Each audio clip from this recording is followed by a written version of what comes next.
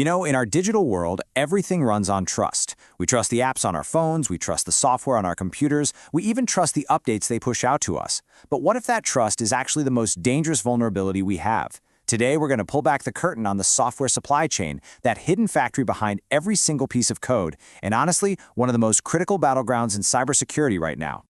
And the stakes? Well, they couldn't be higher.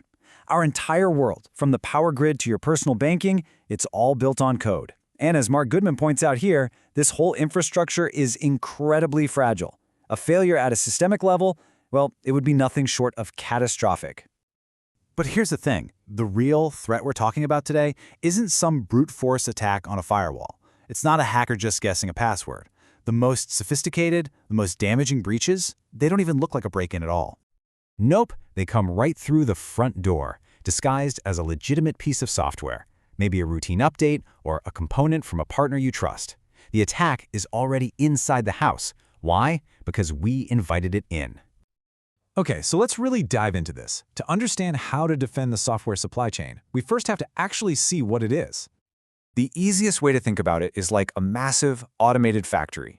It takes in all these raw materials, code, open source libraries, third-party components, and then it runs them through this whole assembly line of building, testing, and packaging before it ships the final product out to you. And that's the real kicker. In this factory, we often have no clue where most of those raw materials, the third-party parts, actually came from. We're building our most critical products on a foundation of unvetted, totally unknown parts. And just look at how big that blind spot is. It's kind of nuts when you see it laid out like this. Modern applications are assembled. They're not written from scratch. That tiny little slice, that's the code your team actually writes. The rest of it, sometimes up to 90%, is open source and third-party code that's just pulled from all over the internet. So what does that mean? It means your security perimeter isn't your own network anymore. It's this global network of thousands of developers you've never met, whose code you are implicitly trusting to run your entire business. So here's a super simplified look at that factory's assembly line, our trust pipeline. It all starts with the code and its dependencies. Then it gets compiled in a build environment. After that, it's packaged into a final unit, what we call an artifact, and finally, it gets deployed. Now, the scary part is a vulnerability can be injected at any one of these stages. All right, so let's start at square one. This whole process can be corrupted right at the source, with the raw materials themselves. The code you import is the foundation, and if that foundation is cracked, well, the whole structure is going to be unstable. You know, the danger often isn't even in the code you directly choose to include. It's buried in what are called transitive dependencies. So your code depends on library A. Simple enough. But library A depends on B, which depends on C, and it just keeps going. A vulnerability in some obscure library Z, maybe 5 layers deep, is now a vulnerability in your application, and you probably don't even know that library exists. So how do we even begin to fix this? Well, the first step is really a mindset shift. We have to stop treating third-party code like it's just some free stuff we grabbed off the internet and start treating it like a critical business asset from a real supplier. That means we have to define strict security requirements for it and hold our code suppliers accountable just like we would for any other vendor in our business. Okay, so we've looked at the raw materials. But what happens if those are clean and the factory's assembly line itself has been compromised? Yeah, this is the poisoning the well attack, and it's where things get really scary.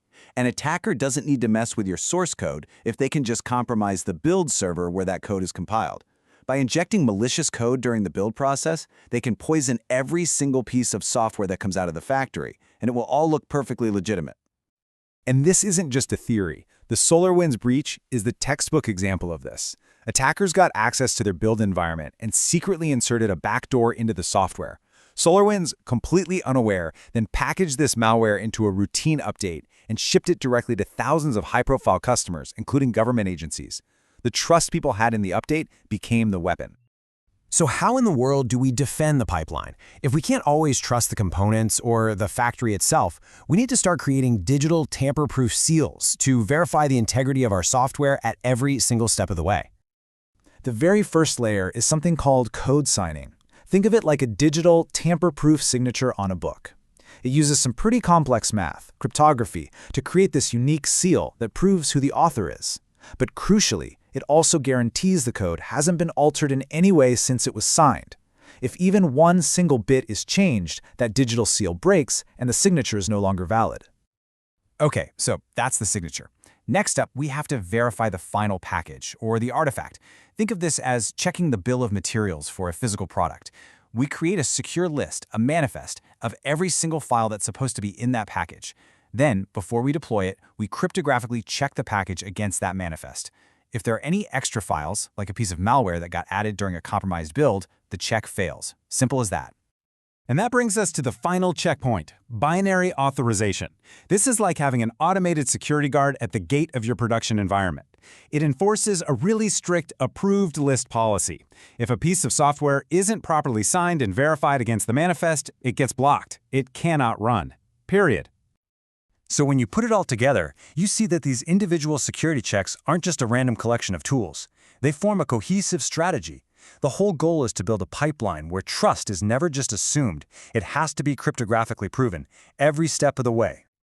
A truly secure pipeline brings all these ideas together into a much broader strategy. First, it's built on what's called immutable infrastructure. That just means servers are never modified. If you need an update, the old server is completely replaced with a new one. This prevents any malicious tampering over time. Second, it uses granular access controls, which means giving every person and every tool only the absolute minimum permissions they need to do their job, and nothing more. Third, it has continuous dependency scanning to automatically check for new vulnerabilities in your code and all those hidden dependencies we talked about. And finally, it demands strict secrets management. A secure central vault to handle sensitive stuff like API keys and passwords so they're never just left exposed. At the end of the day, all of these technical controls serve one single, fundamental business purpose: protecting the integrity of the information. Every step we take to secure the pipeline, it's all about one simple guarantee: that the code running our business is exactly the code we intended to run, with no unauthorized or malicious changes. So, I'll leave you with this final, critical question. In our own work, in our own companies, we spend so much time checking the raw materials and testing the final product. But the real danger, as we've seen, often lies right in the middle, inside that black box of the factory itself. Do you really know, and more importantly, can you prove what's happening inside your trust pipeline?